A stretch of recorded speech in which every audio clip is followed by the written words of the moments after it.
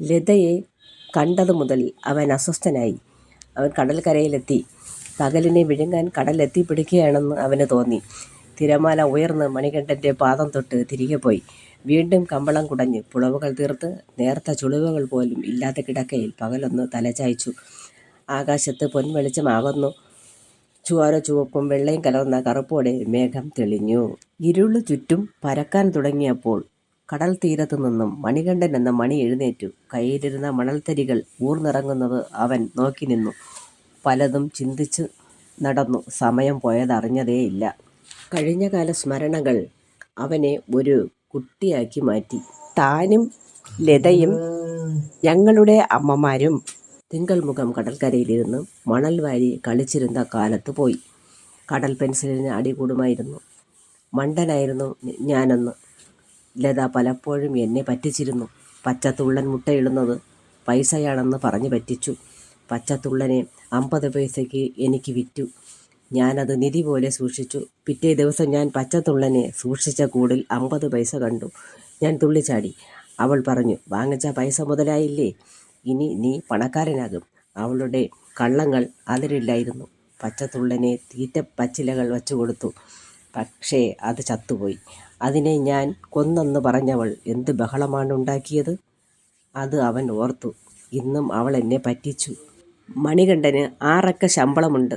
ഇന്നും സിംഗിളാണ്. സമ്പാദ്യം ലക്ഷങ്ങളുണ്ട്. ലക്ഷ്യങ്ങൾ ഒന്നും സാധിച്ചിട്ടില്ല.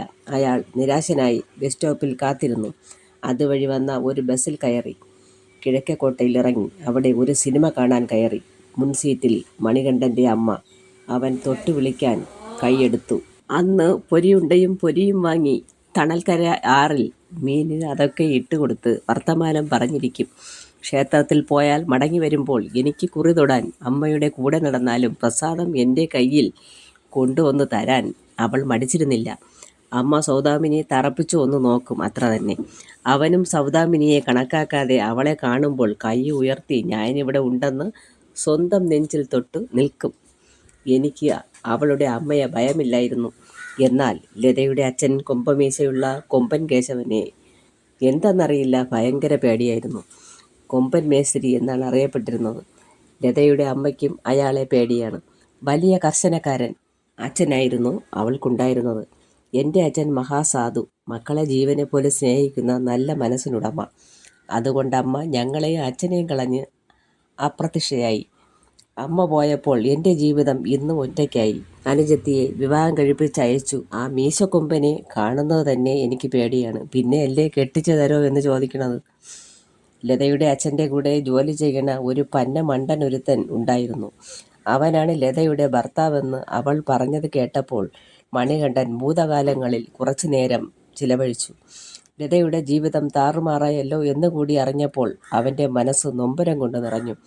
അവളുടെ അച്ഛൻ സ്നേഹമില്ലാത്ത കൊമ്പനെന്ന് മനസ്സിലായി. പണിക്ക് കൂലി അധികം കൊടുക്കണ്ടല്ലോ, അതായിരിക്കും ഇവനെ മരുമകനായി ലതയുടെ തലയിൽ കെട്ടിവെച്ചതെന്ന് അവൻ ഊഹിച്ചു. പഠിക്കാൻ മിടുക്കിയല്ലായിരുന്നു ലത. പരീക്ഷകളിൽ പാസ്സാകുമെന്ന് മാത്രം. ഞാൻ നാണക്കേട് കൊണ്ട് നാട് വിട്ടവനാണ്. പഠിക്കാൻ മിടുക്കനായിരുന്നു. എന്നിട്ടും കൂട്ടുകാരുടെ മുന്നിൽ തല ഉയർത്താൻ കഴിയില്ലല്ലോ എന്ന് ഓർത്ത് നാടുവിട്ടു. മരണതുല്യം ജീവിച്ചു. അറിഞ്ഞവരുടെ ചോദ്യങ്ങളുടെ മുന്നിൽ ഉത്തരമില്ലാത്തത് കൊണ്ട് മരിച്ചാൽ തിരിച്ചു വരാൻ ആവില്ലല്ലോ എന്നോർത്ത്.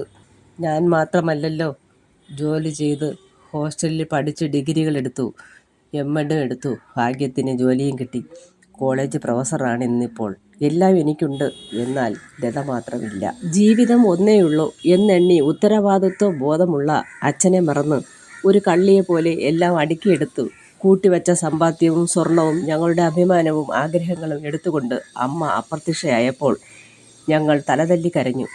എല്ലാവർക്കും അത്താണിയായി അമ്മയുണ്ടാകും. എന്നാൽ ഞങ്ങൾക്കത് ഉണ്ടായില്ല. ഞാനും പോയല്ലോ എന്നോർത്ത് അച്ഛൻ കരഞ്ഞിരുന്നു എന്ന് അനുജത്തി പറഞ്ഞറിഞ്ഞു. ഞാനും അമ്മയെപ്പോലെ വീട് വിട്ടിറങ്ങിയവനാണ്.